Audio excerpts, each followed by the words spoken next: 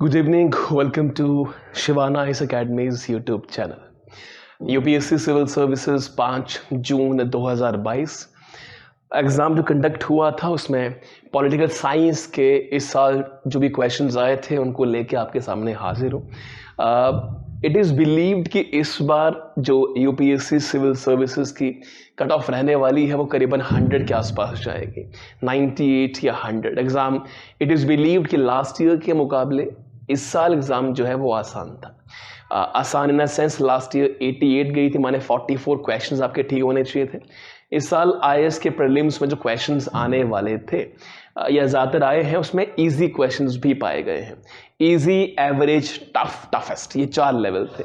तो कुछ 8 से 7-8 क्वेश्चन ऐसे थे जो इजी थे, 5-7 क्वेश्चन जो एवरेज थे और देन डिफिकल्ट वर्जन, बेहतरीन सवाल जो कि आते रहते हैं हमेशा। पॉलिटिकल साइंस पे 1-to-1 क्वेश्चंस हम रिसीव करेंगे। क्वेश्चन नंबर 12 हमारे पास था, बहुत ही बारीकी से क्वेश्चन डजन करना है।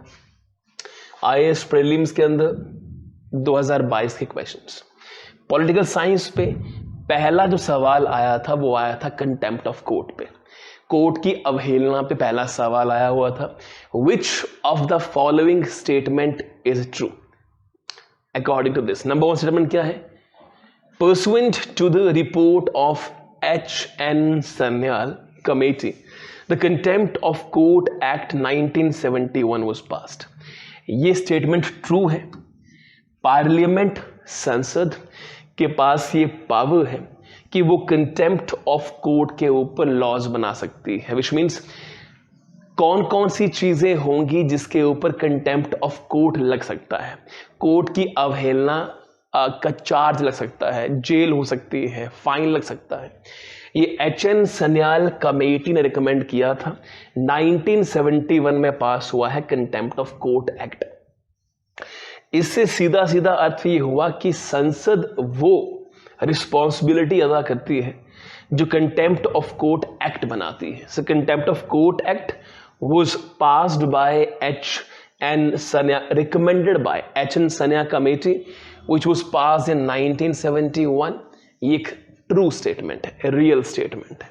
अगला है the constitution of India empowers the supreme court and the high courts to punish for contempt of themselves.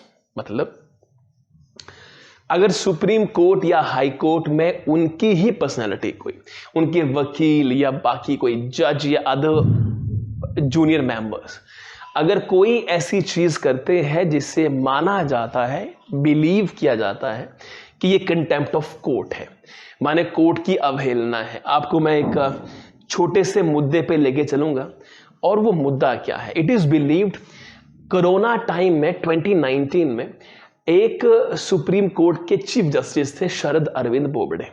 शरद अरविंद बोबडे एक 2.5 करोड़ की बाइक पे बैठ के बिना मास्क, बिना हेलमेट की एक फोटो डालते हैं ट्विटर के ऊपर, और उनको कमेंट माध्यम से सुप्रीम कोर्ट के एक वकील ने टैग किया और कहा this is our judiciary, without mask, without helmet and on the bike, cost 2.5 crore. So at this particular version of aggression, chief justice of India Sharad Arvind Bobde fined 1 lakh rupee to the advocate of supreme court कि ये court की अवहेलना है, ये गलत है, ऐसा नहीं होना चाहिए। जनता क्या देखेगी, जनता क्या सोचेगी सुप्रीम कोर्ट की, हाई कोर्ट के बारे में। तो सुप्रीम कोर्ट, हाई कोर्ट अपने ही वकील, सुप्रीम कोर्ट के वकील को भी कंटेम्प्ट ऑफ कोर्ट के अंदर ला सकती है, उसमें केस फाइल कर सकती है, उसके ऊपर चालान या उसके ऊपर कुछ ऐसा चार्ज लगेगा जिससे उसको पेमेंट करनी पड़ जाएगी टैक्सेशन के रूप में। थर्ड हमारे पास है the constitution of India defines civil contempt and criminal contempt. Define, definition नहीं है। सुप्रीम कोर्ट के अंदर कंटेम्प्ट ऑफ कोर्ट की कोई भी डेफिनेशन नहीं है। सुप्रीम कोर्ट और हाई कोर्ट में जो कंटेम्प्ट ऑफ कोर्ट होते हैं, it is decided created by the act of parliament. संसद तय करती है, ना कि संविधान। तो ये स्टेटमेंट जो थर्ड हमारे पास है, ये गलत है। संविधान के अंदर डिफाइन नहीं किया गया है। पॉलिटिकल साइंस में जो ये स्टेटमेंट है या जो ये क्वेश्चंस हैं, ये वर्ड्स हैं, इन पे मेन फोकस करना पड़ेगा आपको। Constitution of India define civil contempt and criminal contempt, गलत है। Last but not the least, in India, the parliament is vested with powers to make laws on contempt of court. ये सच्चाई है, ये truth है कि संसद के पास पावर है कि वो कंटेम्प्ट ऑफ कोर्ट के ऊपर लॉ बना सकती है। इसीलिए आंसर हमने मेंशन किया हुआ है कि स्टेटमेंट थर्ड गलत है, बाकी तीनों स्टेटमेंट ठीक है। So first statement, second statement and fourth statement. The third statement which called off this particular version that the Constitution of India tells about the contempt of court is wrong. 1, 2 and 4. This was the first question which were asked in UPSC Civil Services Prelims. Next हमारे पास है, this is the question we have. With reference to India, consider the following statements. Number 1, government law officer and legal firms are recognized as advocates, but corporate lawyers and patent attorneys are excluded from the recognition as advocate.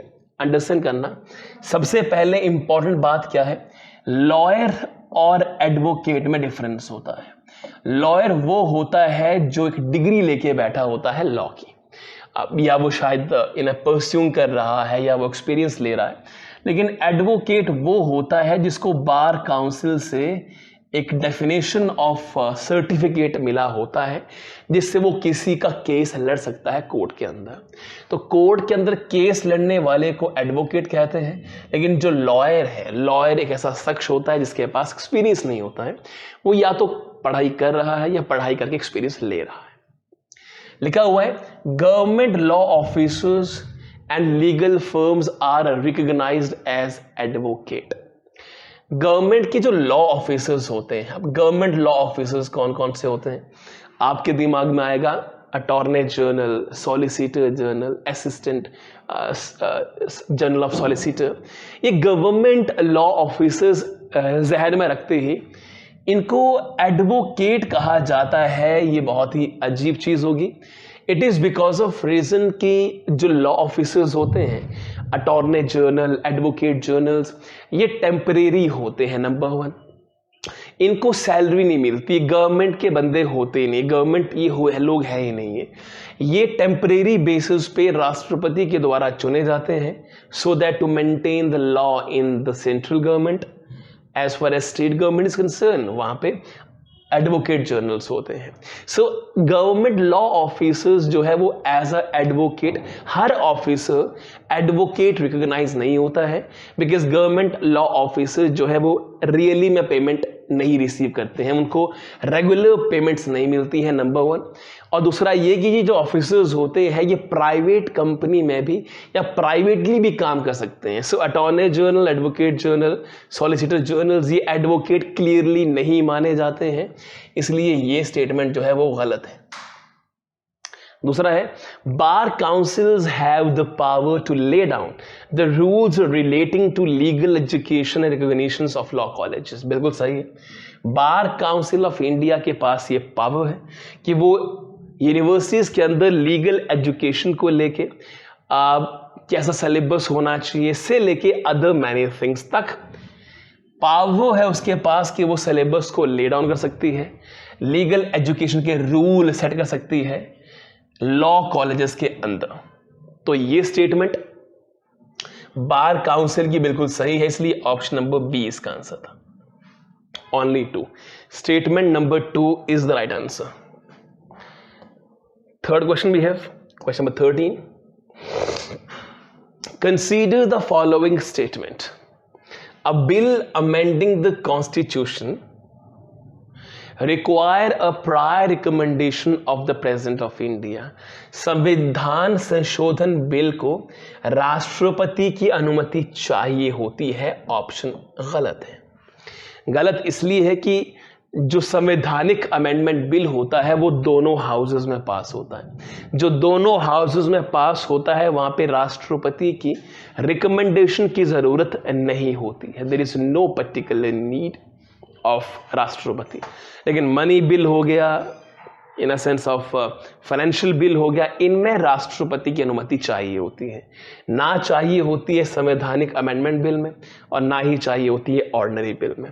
When second statement is when a constitution amendment bill is presented to the president of India it is obligatory for the president of India to give assent. बिल्कुल सही है ये। जब भी संवैधानिक amendment bill 368 amendment जब भी present की जाती है राष्ट्रपति के सामने तो राष्ट्रपति को उस पर साइन करना होता है। It is because of reason कि संविधान में अमेंडमेंट करने की सबसे बड़ी अथॉरिटी पार्लियामेंट के पास है। So they have information, they have the thing that they can do anything. So constitution amendment bill में राष्ट्रपति को साइन करने पड़ते हैं अगर वो बिल पास हो जाता है। अगला है A constitutional amendment bill must be passed by both the Lok Sabha and Rajya Sabha by a special majority. Constitutional amendment bill बिल्कुल सही है, दोनों हाउसेस से पास होना चाहिए स्पेशल मेजॉरिटी के साथ में। स्पेशल मेजॉरिटी होती है 2/3 member of the house present, but this should be follow by the 50% strength of the house. माने 2/3 जो वर्तमान में प्रेजेंट होंगे लोग वो वोट देंगे, लेकिन ये 2/3 जो है उस हाउस का 50% से ज्यादा होना चाहिए। ये कंडीशन इसकी है। तो लेट्स सी कि ये क्या मेंशन करना चाहता है। So this is the answer here and there is no provision for joint session. तो मैंने पहले कहा आपसे पहली स्टेटमेंट गलत है, अगली दो स्टेटमेंट सही है। तो अगली दो स्टेटमेंट सही है और इसलिए आंसर 2 और 3 है। नेक्स्ट हमारे पास है consider the following statement the constitution of India classifies the minister into 4 ranks. नहीं, वी हैव 3 रैंक्स। भारत देश के अंदर 3 मिनिस्टर्स होते हैं, कैबिनेट, स्टेट एंड डेप्यूटी। ये minister of state independent charges ये नहीं होते हैं। So we have 3 types of we can say ranks of ministers we have. One is cabinet minister, one is state minister, one is deputy minister, and these ministers should be 15% only of the total member of the house.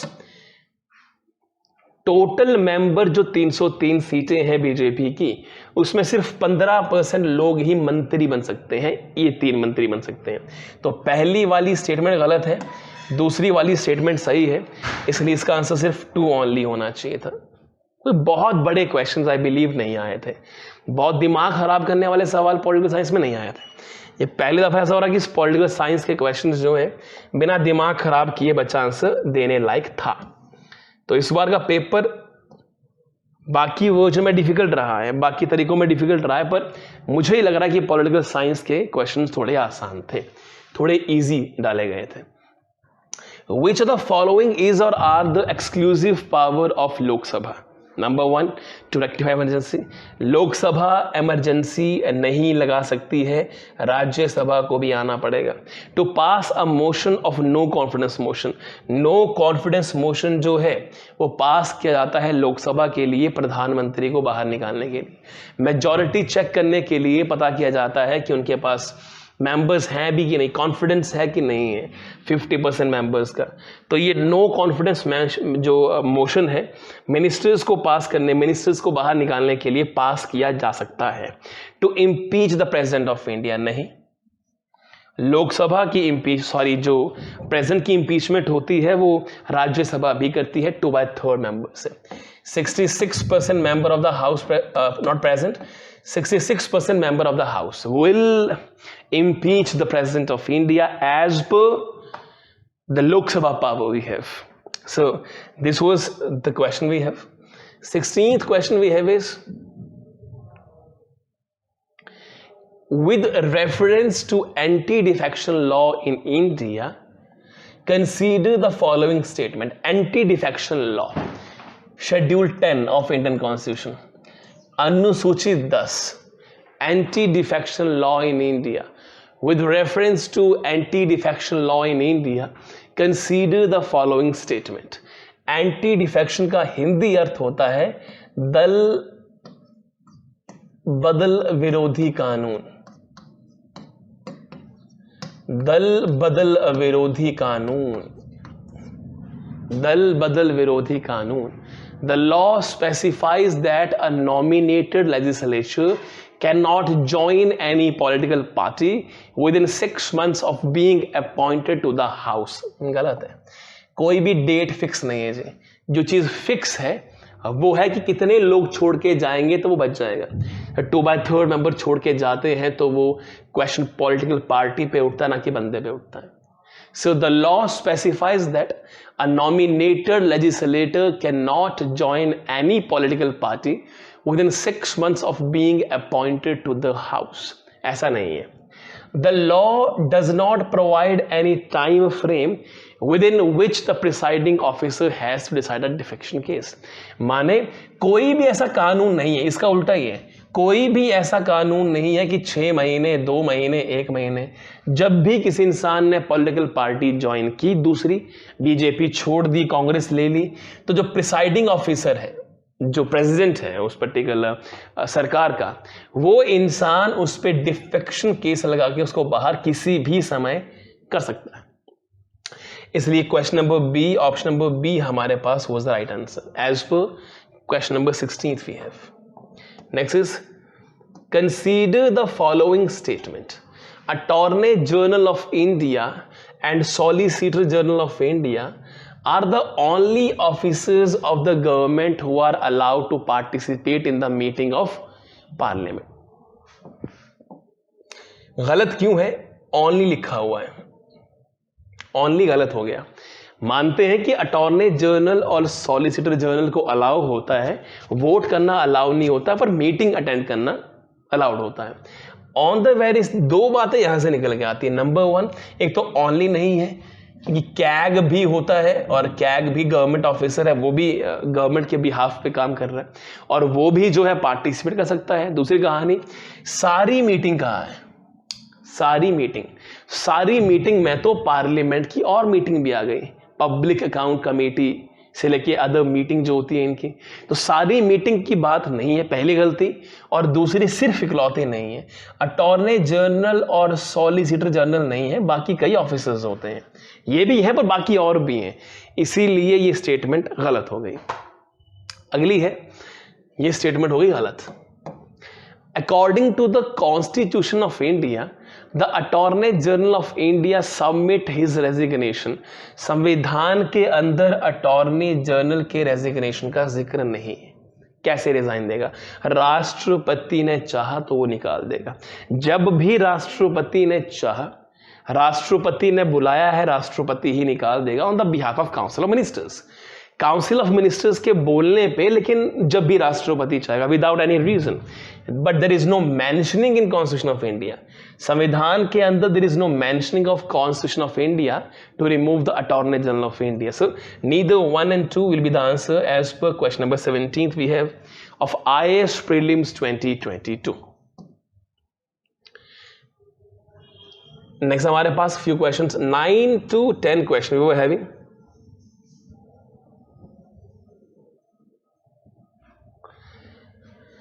हमारे पास 9 या 10 questions थे, उसमें से next question के ऊपर आएंगे हम लोग. With reference to the writs issued by the courts in India, consider the following statements. बहुत ही मुश्किल होता है कि पॉलिटिकल साइंस से क्वेश्चंस आए और वो फंडामेंटल राइट के ऊपर ना हो. तो आ गया article 32 part 3 from article 12 to 35. 6 we have writs. First one is habeas corpus, mandamus, prohibition, custody and quo warranto. 5 Ritz हमारे पास होती हैं. उसमें रिट्स का जिक्र क्या हुआ है? Mandamus will not lie against a private organisation unless it is entrusted with public duty. किसी भी प्राइवेट ऑर्गेनाइजेशन के फेवर में नहीं। माने हम कमांड, मैंडामस एक रिट है, ये रिट जो है वो प्राइवेट ऑर्गेनाइजेशन के अगेंस्ट नहीं होती है। बिल्कुल सही सवाल है। लेकिन unless it is interested with the public duty, मतलब अगर मान लीजिए कि मैं जो हूं एयर इंडिया में काम करता हूं और एयर इंडिया गवर्नमेंट की है, मान लीजिए उसके बीच में एयर इंडिया ने एक प्राइवेट कंपनी को काम दे रखा हुआ है। ये प्राइवेट कंपनी मेरा काम प्रॉपरली नहीं कर रही है, क्योंकि ये प्राइवेट कंपनी है, पर इसने जो कनेक्शन रखा है वो गवर्नमेंट से बना के रखा है। उसका ट्रायंगल है, private company is working with the government company and giving report to the government one. जब भी एक प्राइवेट कंपनी जो है पब्लिक ड्यूटी परफॉर्म कर रही होती है, मतलब गवर्नमेंट ने कुछ काम प्राइवेट कंपनीज को दिए हैं और वो प्राइवेट कंपनी परफॉर्म नहीं कर रही है, तो उस प्राइवेट कंपनीज का रिश्ता पब्लिक ड्यूटी से है, गवर्नमेंट जॉब से है, वहां मैंडामस अप्लाई हो जाएगी। लेकिन मैंडामस किसी पब्लिक ऑर्गेनाइजेशन पे नहीं, सॉरी प्राइवेट पे नहीं होती है, अनलेस कि वो प्राइवेट जो है वो पब्लिक से जुड़ी हुई नहीं हो। ये अंडरस्टैंड करना। तो अगर प्राइवेट कोई मेरी कंपनी है तो मेरे अगेंस्ट मैंडामस रिट नहीं इशू होगी। लेकिन अगर मेरी